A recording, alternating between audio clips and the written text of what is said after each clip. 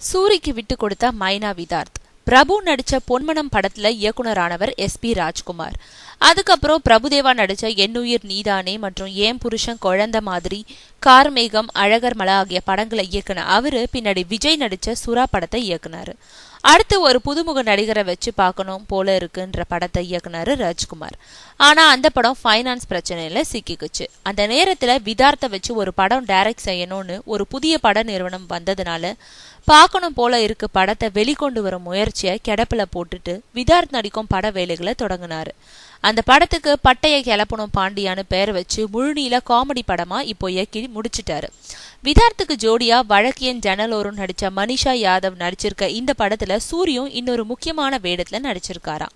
இதோட படப்பிடிப்பு நடந்த போது பல சீன்களை சூரிக்காக விட்டு கொடுத்தாரா விதார்த்.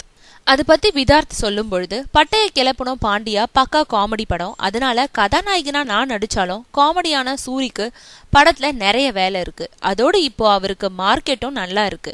அதனால சில முக்கியத்துவம் வாய்ந்த காட்சிகளை அவருக்கு கொடுத்து விட்டு நானே அந்த காட்சியில இருந்து வெளியேறிட்டேன்.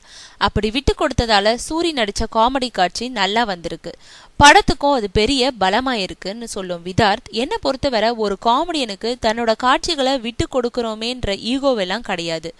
நான் நடிக்கிற படம் நல்லா வரணும், வெற்றி பெற வேண்டும், இது மட்டும் தான் என்னோட நோக்கமா இருக்கும். அதுக்காக எதையும் நான் விட்டு கொடுக்க தயாரா இருக்கேன்னு சொல்றாரு.